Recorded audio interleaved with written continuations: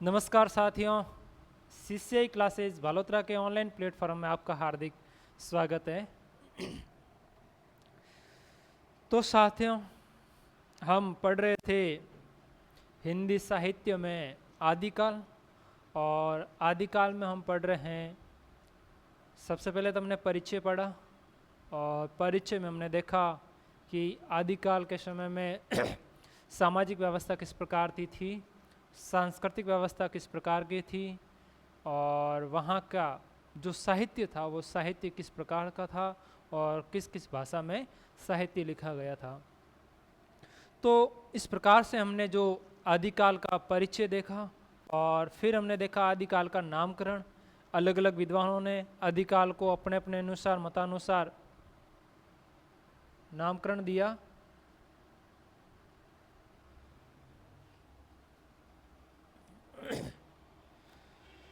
तो आज हम शुरुआत करने जा रहे हैं सिद्ध साहित्य। आदिकाल में हमने देखा था सिद्ध साहित्य, नाथ साहित्य, जैन साहित्य और रासो साहित्य। अपने ये बात की थी, उसमें हम आज शुरू कर रहे हैं, वो कर रहे हैं सिद्ध साहित्य। सिद्ध साहित्य का मतलब क्या होता है? सिद्ध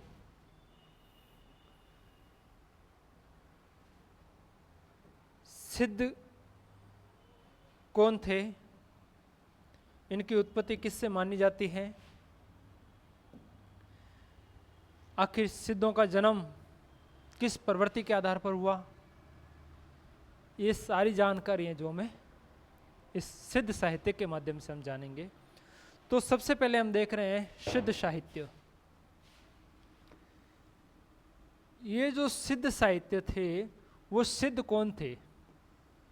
साहित्य बाद में बात करेंगे। तो सबसे पहले देख रहे हैं हम ये सिद्ध कौन थे। ये जो सिद्ध शब्द है, ये सिद्ध शब्द है वो कहाँ से आया? जो सिद्ध थे, आपने सुना होगा बुद्ध धर्म। बौद्ध धर्म के बारे में आप जानते हो, जैन धर्म के बारे में आप जानते हो, हिंदू धर्म के बारे में आप जानते हो, मुस्लिम धर्म के बारे में आप जानते हो। इस प्रकार से एक धर्म था, उस धर्म का नाम क्या था? बौद्ध धर्म था। कौन सा धर्म? बौद्ध धर्म। भगवान बुद्ध को मानने वाले, भगवान बुद्ध से जुड़ी हुई वस्तुओं को मानने वाले ऐसे साधक जिन्होंने भगवान बुद्ध को अपना आराध्य माना और उनकी भक्ति के माध्यम से प्रचार किया, तो वो कौन कहलाए? बौद्ध कहलाए। और जो बौद्ध साधक थे, यानी जिन्होंने बौद्ध ज्ञान को भारत में क्या किया? प्रचारित किया, तो वो कौन कहलाए? भगवान बुद्ध के समर्थक कहलाए। तो ये जो सिद्ध हैं वो सिद्ध किससे प्रभावित है? वो सिद्ध हैं वो बौद्धों से प्रभावित है। किससे प्रभावित है? किस धर्म से प्रभावित है? तो ये हैं बौद्धों से प्रभावित है।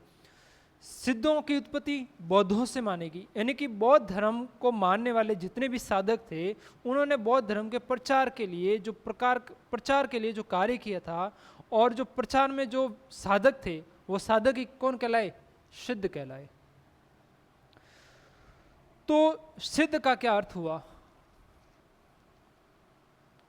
बौद्ध धर्म से जो सिद्ध का निर्माण हुआ, यानी कि जो साधक थे, बौद्ध धर्म का जो प्रचार करने वाले जो साधक थे, उन साधकों को क्या कहा जाता है? सिद्ध कहा जाता है।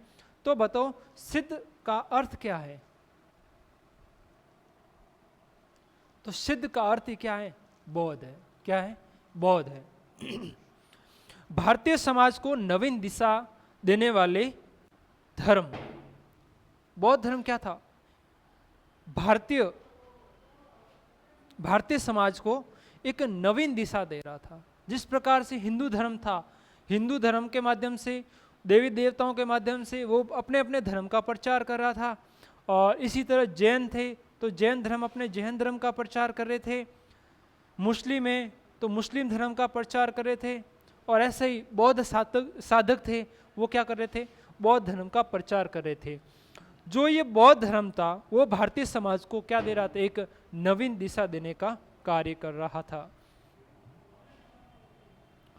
तो फिर क्या हुआ? भगवान बौद्ध यानी भगवान गौतम बुद्ध, और भगवान गौतम बुद्ध का जब परिनिर्वाण हुआ, यानी अपन कहते हैं ना देवलोक गमन हो गए, तो उन्होंने जब अपना शरीर त्याग दिया या फिर मोक्ष की प्राप्ति हो गई, उनको अंतिम लक्ष्य क्या था? मोक्ष प्राप्त करना था। और मोक्ष की जब प्राप्ति हो गई तो इसे बौद्ध धर्म में क्या कहा जाता है? महापरिनिर्वाण कहा जाता है। क्या कहा जाता है? महापरिनिर्वाण।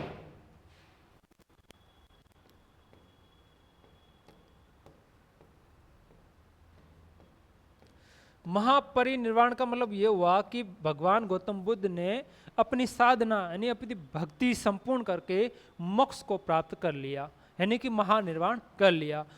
तो भगवान बुद्ध के जो महापरिनिर्वाण के बाद बौद्ध धर्म है, वो बौद्ध धर्म है जो दो भागों में विभाजित हो गया। मैन संचालनकर्ता कौन थे? गौतम बुद्ध थे, भगवान बौद्ध थे। और जब बौद्ध का परिनिर्वाण हो गया तो फिर एक संस्था लंबे समय तक नहीं चल सकती है, तो उसके टुकड़े होना निश्चित है। इसी प्रकार महानिर्वाण के बाद बौद्ध धर्म में जो दो भागों में विभाजित हो गया, एक हो गया महायान और एक हो गया हीनयान। किस प्रकार से? एक हो गया महायान और एक बढ़ गया हीनयान में। अब आपको पूछे कि बौद्ध धर्म कितने भागों में विभाजित हुआ, तो आप कह सकते हो ना हीनयान और महायान। और हीनयान को क्या कह सकता है? हीनयान को छोटी सवारी कहा जाता है। क्या कहा जाता है? छोटी सवारी। और महायान को बड़ी सवारी कहा जाता है।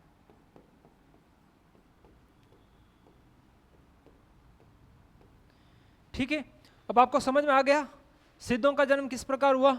बौद्धों से हुआ। बौद्ध में जो साधक थे, उन साधकों ने बौद्ध धर्म का प्रचार किया, और वही साधक कौन कहलाए? सिद्ध कहलाए। और सिद्धों की संख्या मानी कितनी जाती है?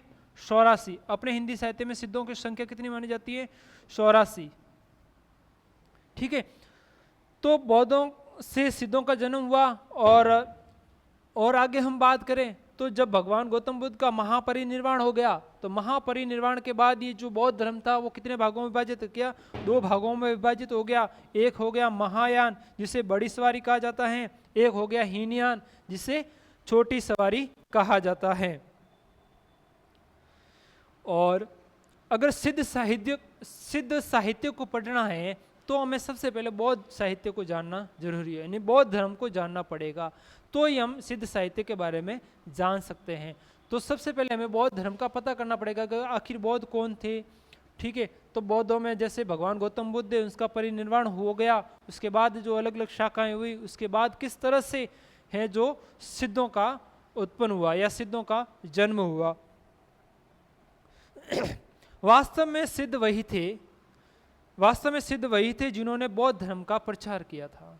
मैंने आपको बताया था पहले सिद्ध कौन थे, यानी बौद्ध धर्म का जो प्रचार करने वाले साधक। जैसे अपन कहते हैं ये भक्त हैं, इसी तरह बौद्ध धर्म में इनको क्या कहा गया? सिद्ध कहा गया। तथा बौद्ध धर्म को भी वज्रयान तत्व का जिसने प्रचार किया वे सिद्ध साहित्य के नाम से जाने जाते हैं। और बौद्ध धर्म में भी कौन सा? वज्रयान शाखा। और वज्रयान शाखा से जो साधक हुए वो क्या कहलाए? सिद्ध कहलाए। ठीक है, तो सबसे पहले भगवान गौतम बुद्ध यानी बौद्ध धर्म,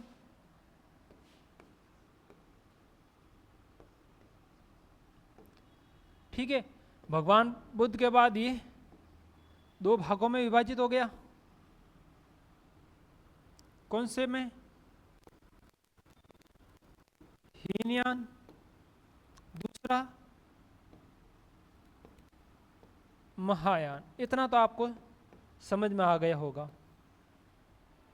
ठीक है, अब जो ये महायान शाखा थी, ये जो महायान शाखा थी, इस महायान शाखा से एक मंत्रयान शाखा और उत्पन्न हुई। कौन सी? मंत्रयान।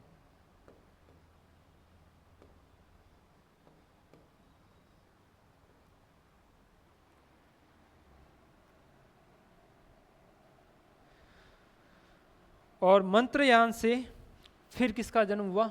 वज्रयान का। और वज्रयान से किसका जन्म माना जाता है? सिद्धों का माना जाता है। ठीक है, तो ये एक सिद्ध साहित्य का परिचय देख रहे हैं हम। तो इसमें कैसे हुआ? बौद्ध धर्म फिर दो भागों में विभाजित हुआ, महायान से मंत्रयान, मंत्रयान से वज्रयान, वज्रयान से सिद्धों का जन्म हुआ। जो ये हीनयान था, इसको हमने अपनी क्या कहा था? छोटी सवारी कहा था। कैसी सवारी कहा था? छोटी सवारी कहा था। और इसको महायान को हमने बड़ी सवारी कहा था। ठीक है, अब जो ये बौद्ध धर्म है दो भागों में विभाजित हुआ था, तो हीनयान कौन थे और महायान कौन थे? हीनयान में कौन कौन से साधक गए और महायान में कौन कौन से साधक गए? तो जो हीनयान था वो एक सैद्धांतिक था, यानी कठोर नियमों पर चलता था, यानी इसमें सारे नियम कायदे होते थे। जो इसमें ओनली कौन कौन लेते भाग? बड़े बड़े साधक वगैरह थे, सन्यासी थे, वही इसमें सम्मिलित हो सकते थे, क्योंकि इसके नियम बड़े कठोर थे।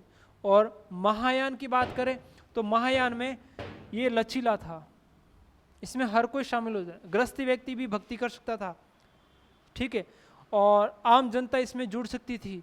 तो ये इस तरह से इसका क्या हो गया? आगे से आगे प्रचार होता गया और ये एक संकुलित यानी संगठित होके रह गया। तो इस तरह से अपना सिद्ध की यहाँ से प्रारंभ माना जाता है।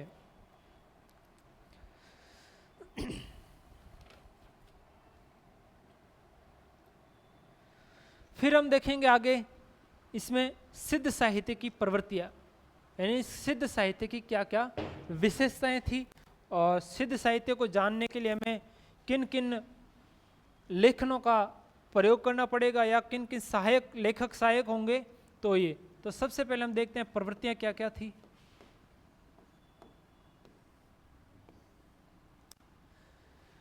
जो सिद्ध साहित्य था वो अपने मत का मंडन करता था और परंपरागत का खंडन करता था।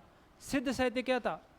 अपने धर्म का प्रचार करता था, यानी अपने धर्म को वो क्या मानता था? बड़ा मानता था, और अन्य धर्मों को वो क्या करता था? खंडित करता था, यानी उनको अपने धर्म में सम्मिलित नहीं होने देता था, अपने धर्म को इस सब धर्मों से श्रेष्ठ मानता था। इस प्रकार से ये क्या हुआ? अपने धर्म का क्या कर रहा था? वो मंडन कर रहा था, यानी उसको और आगे से आगे क्या करता? मंडित कर रहा था, यानी बढ़ा रहा था। तो इसने अपने धर्म का क्या किया? मंडन किया, और अन्य धर्म का क्या किया? खंडन किया। ये तो इसकी पहली विशेषता होगी। दूसरी होगी कि ये सिद्ध थे, वो क्या थे? सहज साधना या सहज मार्ग की उपासना करते थे। कौन सी उपासना करते थे? सहज साधना।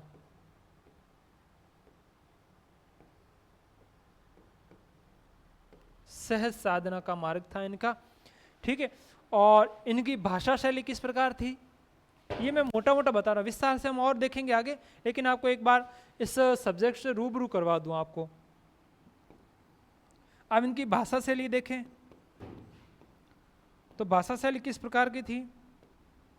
तो इनकी भाषा शैली थी रहस्यात्मक थी, और रहस्यात्मक भी कैसी? प्रतीकात्मक। कैसी थी? रहस्यात्मक। और रहस्यात्मक में भी कैसी? प्रतीकात्मक थी। कैसी थी? प्रतीकात्मक थी।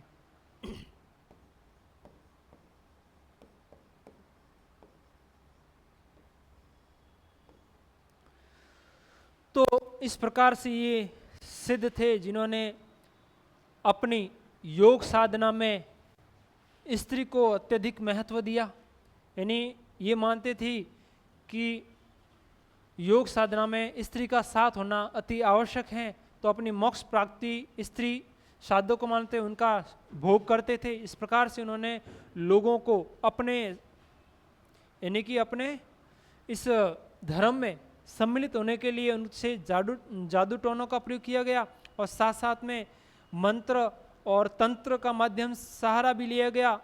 इस प्रकार से ये भोग विलास के माध्यम से अपने जो ये साधना को क्या करते थे? मोक्ष की प्राप्ति का महत्वपूर्ण अंग मानते थे। किसको? स्त्री को। तो इस प्रकार से ये जो सिद्ध साहित्य था जो अपने प्रवर्तन में आया।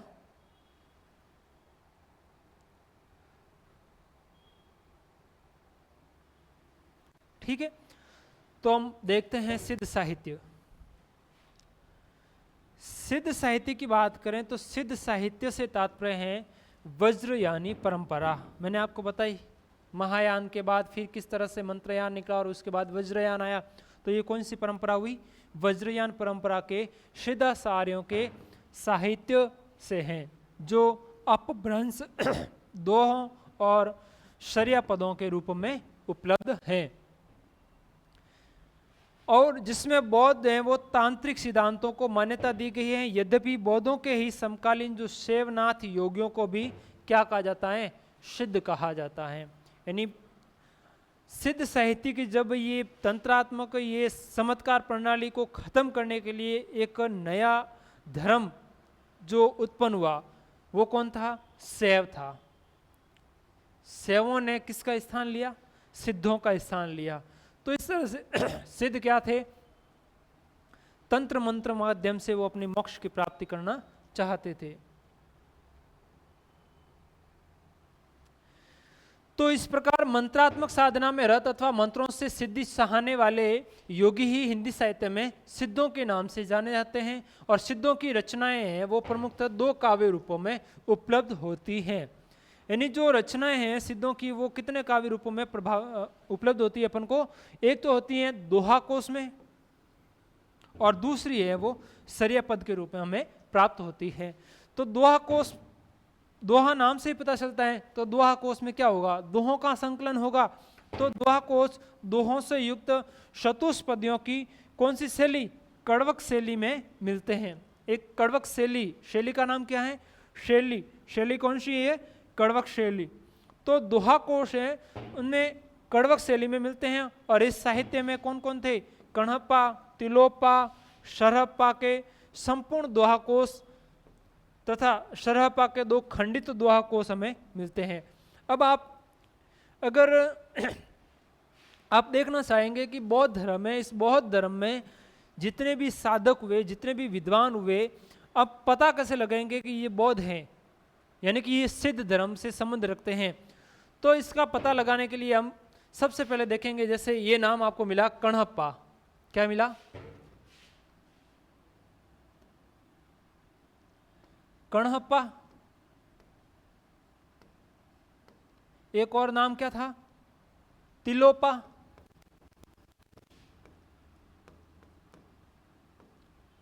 और क्या नाम था साथ में? शरहप्पा। शरहप्पा नाम आपने सुना होगा, पहले मैंने जब क्लास ली थी उसमें मैंने आपको बताया था, शरहप्पा नाम बताया था।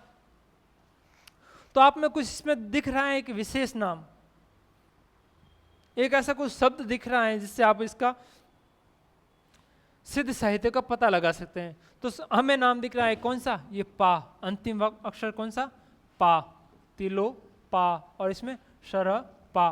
तो ये पा क्या था? ये पा एक आदर्शसूचक शब्द था। किनका? सिद्धों का था।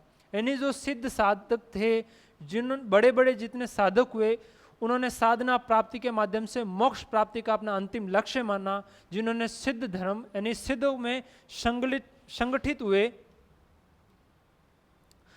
तो उनको एक आदर्श सूचक उपाधि दी जाती थी। वो उपाधि कौन सी थी? पा शब्द। जैसे कण्हप्पा, तिलोप्पा, शरहप्पा, डोंगपिपा, इस प्रकार से ये नाम मिलेंगे आपको। तो ये कौन हुए? सिद्ध हुए। तो सिद्धों में दो खंडित दोहा कोश मिलते हैं, और दोहा कोश में तो हमें क्या मिलेंगे? दोहा किस शैली में? कड़वक शैली में मिल रहे हैं। और दूसरा में इनकी जो प्राप्ति होती है, यानी सिद्धों के बारे में जो जानकारी प्राप्त होती है, वो कहाँ से मिलेगी अपन को? शर्या पद से। और चर्या पद बौद्ध तांत्रिकों द्वारा चर्चा के समय गाए जाने वाले क्या थे? एक पदों का संग्रह, यानी कि वो गीत थे। और गीतों का जो संगठित किया जाता था वो कहाँ किया जाता था? चर्या पदों में किया जाता। और दोहों को जो संगठित करके जो किया जाता था वो कहाँ किया जाता था? दोहा कोश में किया जाता था। तो इस प्रकार से ये काव्य रूप में उपलब्ध होते हैं। किसके? सिद्धों के।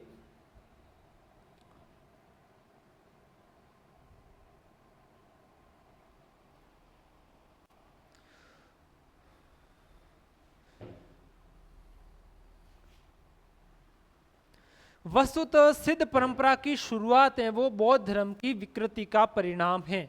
मैंने आपको पहले ही बताया था, यानी भगवान बौद्ध और बौद्ध धर्म का भगवान गौतम बुद्ध का जब परिनिर्वाण हो गया था उस समय बौद्ध धर्म दो भागों में विभाजित हो गया था, हीनयान और महायान। इस तरह से फिर ये सिद्धों की जो परंपरा की शुरुआत है वो किससे मानी? इन्होंने बौद्ध धर्म से मानी है। मैंने आपको पहले ही बता दिया था।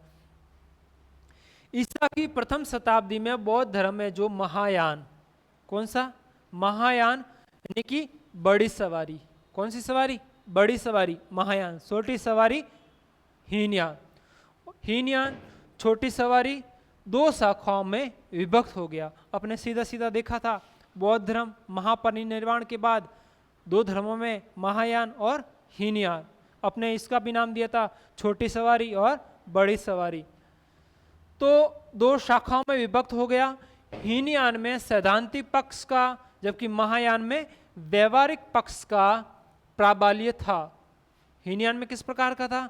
सैद्धांतिक। सैद्धांतिक का मतलब कठोर नियमों का पालन किया जाता था, और जबकि महायान में कैसा था? व्यवहारिक, यानी सबके लिए बराबर था, न छोटा न बड़ा, सब बराबर थे। लेकिन हीनयान में केवल उच्च स्तर के लोगों को ही शामिल किया जाता था।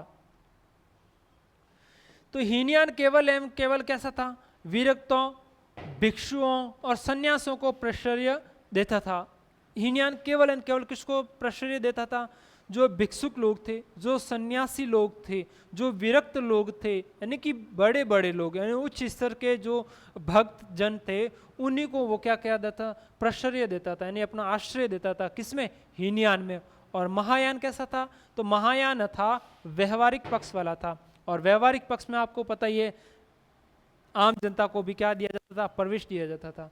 जबकि महायानी ऊंच नीच, छोटे बड़े, गृहस्थ, सन्यासी सबको साथ लेकर चलते थे। मैंने आपको पहले बताया महायान कैसा था? व्यवहारिक था, और इसमें कैसे थे?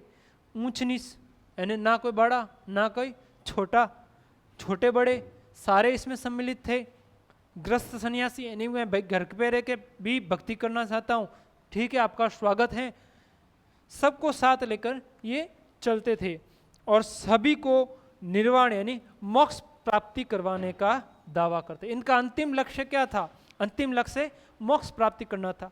तो इस तरह से आप हीनयान और महायान में फर्क कर सकते हो ना। तो पुनः 6ठी शताब्दी में बौद्धों को महायान शाखा फिर महायान शाखा के टुकड़े हुए वापस, वज्रयान और दूसरा सहजयान, ये दो उपभागों में विभाजित हो गया। महायान, मंत्रयान मैंने आपको बताया था, वही है जो वज्रयान और सहजयान दो भागों में विभाजित हो गया, यानी कि इसके भी कितने? दो टुकड़े हो गए वापस। सिद्धों ने बौद्ध धर्म के वज्रयान तत्व का प्रचार करने के लिए जो साहित्य जन भाषा में लिखा, उसे ही हिंदी साहित्य में सिद्ध साहित्य के नाम से जाना जाता है। अब सिद्ध साहित्य कौन सा हुआ? वज्रयान। वज्रयान कौन सा हुआ? महायान। महायान कौन हुआ? बौद्ध धर्म। यानी एक सर्कल है जो इस प्रकार से हमें कहां तक लेके आ गया? सिद्धों तक पहुंचा दिया कि आखिर सिद्धों की जो उत्पत्ति है वो कहां से मानी गई है? तो बौद्ध धर्म से ही मानी जाती है। तो सिद्ध साधना का प्रमुख केंद्र है वो कौन था? श्री पर्वत था।